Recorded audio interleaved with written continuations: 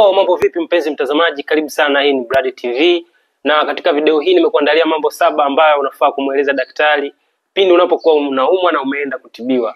Kabla tujaendelea, nikukumbusha kusubscribe channel hii ili uendelee kuwa karibu zaidi na channel hii, uwe wa kwanza kuona video tutakapokuwa tukikuwekea video mpya na uweze kuwa mnufaika namba 1. Jambo namba 1, mueleze daktari juu ya dalili unazozipitia zinazoashiria kuwa wewe unauma, hata kama ni ndogo kiasi gani, hakikisha unamueleza. Kwa mfano, unaweza kumwambia kichwa kuuma, dalili ya kichwa kuuma, mgongo kuuma, tumbo au kikohozi. Hata kama ni ndogo kiasi gani, hakikisha unamwambia daktari wako ili aweze kupata picha halisi ya changamoto inayokukabili wewe. Kitu namba 2, mwambie daktari wako juu ya muda wa dalili hizo. Mwambie kama kuna wakati ambapo dalili hizo zinaongezeka au kama kuna wakati dalili hizo zinapungua, au kama hizo dalili zimekuwa zikiendelea kwa muda fulani. Lakini pia kitu namba 3, mueleze daktari wako matibabu uliowahi kutumia kabla hujaenda hospitali.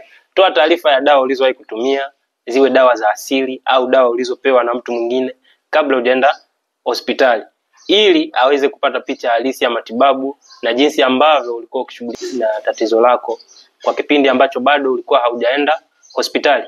Kwa mueleze kwa kina, pia mueleze matokeo ya dawa hizo pale ulipokuwa ukizitumia, kama ulipozitumia dalili ziliongezeka au zilipungua. Umwambie ni jambo gani ukilifanya dalili hizo zinaongezeka. Pengine kama kuna jambo unalifanya unapata dalili kama kikohozi inaongezeka, joto linapanda au unasikia kizunguzungu, mwambie.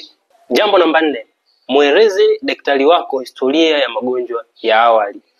Mueleze daktari kama ulishawahi kuugua magonjwa sugu kama vile pumu, kisukari, shinikizo la damu au magonjwa mengine yoyote yale ambayo yanaweza kaathiri uchunguzi, ili aweze kufanya uchunguzi kwa kuzingatia historia ya magonjwa uliowahi kupata hapo awali. Jambo namba 5, eleza aina ya maisha na kazi unayoifanya. Mueleze daktari wako kuhusiana na kazi unayoifanya, kama ni kazi zenye hatari zaidi kiafya kama maeneo ya viwanda, maeneo yenye moshi mwingi sana, au kazi zinazohitaji nguvu nyingi kila siku. Hii itamsaidia kujua changamoto unayoipitia ina uhusiano gani na mtindo wa maisha au kazi unayoifanya. Jambo namba 6, unaweza ukamueleza daktari magonjwa ya familia.